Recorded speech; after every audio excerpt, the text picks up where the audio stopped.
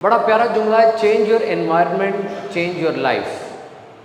آپ اپنا ماحول بدل لیں، آپ کی زندگی بدل جائے گی۔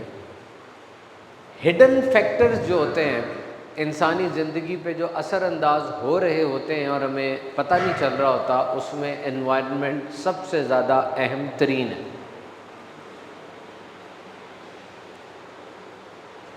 یعنی it is not the most intelligent which will survive or not the strongest which will survive. The one who is adaptable to environment will survive. بہت طاقتور ہے تو چل جائے گا؟ نہیں۔ بہت انٹیلیجنٹ ہے تو چل جائے گا؟ نہیں۔ وہ جو اپنی انوائرمنٹ سے اڈیپٹ کر جاتا ہے وہ سروائیو کرے گا۔ تو انوائرمنٹ کو ڈیزائن اس طرح سے کریں کہ آپ کے لیے وہ کام کرنا آسان نہیں بلکہ آسان ترین ہو جائے۔ So you can design your environment in such a manner.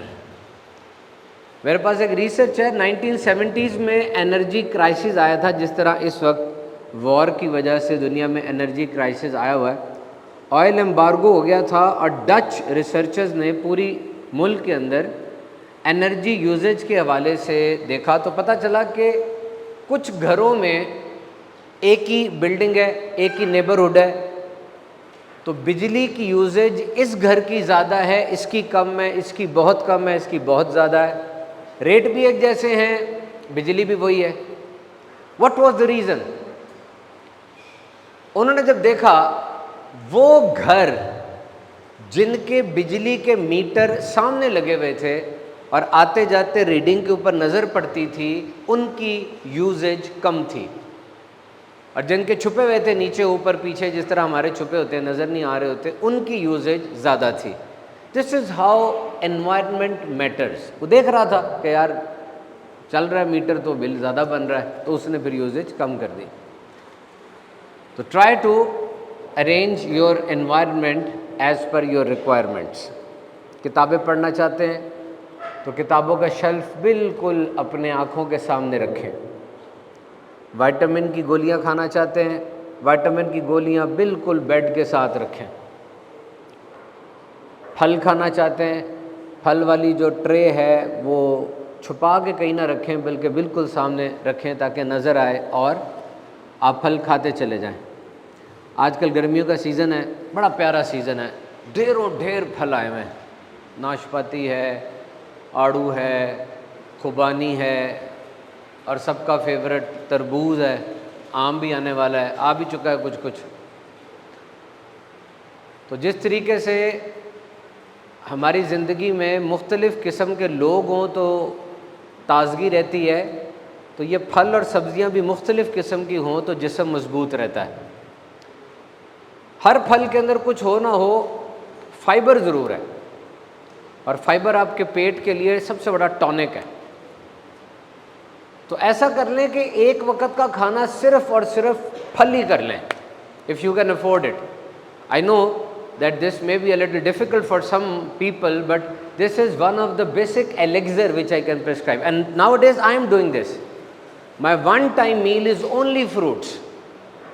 I've requested someone to purchase variety of fruits for me and put it on the table in front of me. So when I'm studying, I'm writing, and I'm making some stuff for you people. So when I get up, I climb up the stairs and I see variety of fruits in front of me, and I take a little bit chunk of everyone and I eat that. تو میں نے 3-4 دن سے note کیا کہ وہ چیکو آ رہا ہے، تو چیکو 3 پڑے ہوتے تھے تو میں صبح بھی ایک چیکو کھا لیتا تھا، 2 گھنٹے بعد بھی کھا لیتا تھا، تو 2 گھنٹے بعد بھی کھا لیتا تھا، تو 3 چیکو ہو جاتے تھے۔ اٹس ویری سویٹ، اس میں بہت زیادہ مٹھاس ہے، تو وہ ٹھیک نہیں ہے۔ حالانکہ وہ مٹھاس گندی شوگر نہیں ہے، اچھی شوگر ہے، لیکن ایون دین وہ صحیح نہیں ہے۔ اپنے جسم کا خیال کیا کریں، اس کو بگڑنے نہ دینا، یہ بہت قیمتی ہے۔ اور ایک آدمی جس کی فٹنس برقرار ہے نا، اس کے اندر کچھ نہ کچھ گر ہے، وہ ڈسپلنڈ ہے، اس نے چیکس لگائے ہوئے ہیں۔ ٹھیک ہے آج آپ یونیورسٹی میں پڑھ رہے ہیں تو آپ کے لیے اتنا مسئلہ نہیں ہے، نوجوان ہے تو جسم کی ایک ساخت ہے، لیکن جب یہ ہاتھ سے نکل آنا اس نے پکڑے نہیں جانا۔ ایک دوپہر کے کھانے سے آپ کو لگے گا میں پھیل گیا ہوں، اور پھر آپ ڈائٹنگ کریں گے بھی، ایکسرسائز کریں گے تو بینیفٹ نظر نہیں آئے گا تو آپ پھر چھوڑ دیں گے. وہ ایک دفعہ نکل گیا پھر نہیں پکڑا جاتا. So the basic thing is your health, اس کا خیال کریں. تو میں نے آپ سے کہا کہ آپ لازمی چیزوں کو اپنے سامنے رکھیں. جس طرح سگریٹ پینے والے کو کب یاد آتا ہے سگریٹ پینا اس نے؟ جب وہ دیکھتا ہے کہ لکھا ہے سگریٹ پینا منع ہے. اور گاڑی چلاتے ہوئے کسی دوسرے کو دیکھ کے خیال آتا ہے کہ بریک لگانی ہے. اب جس ہوٹل میں ٹھہرتا ہوں کراچی جا کے تو اس میں لکھا ہوتا ہے کہ سگریٹ پینا منع ہے، سگریٹ کے لیے الگ جگہ مختص ہے. وہ الگ جگہ پہ جا کے سگریٹ پھر پیا جا سکتا ہے اور پینا چاہیے. تو اپنی انوائرمنٹ کو سنبھالیں. ایک اور ٹاپک پہ ڈسکشن کر کے ہم آگے آتے ہیں. اور یہ بات بھی یاد رکھیں، almost in all youth talks we have discussed confidence. Confidence بھی environment سے آتا ہے. آپ کا ماحول آپ کو کانفیڈنٹ کرتا ہے یا آپ کے کانفیڈنس کو ڈرین کرتا ہے؟ You ask me again and again, what is confidence? What is confidence? What is confidence? Let me tell you in 2 single lines. Confidence is something you develop.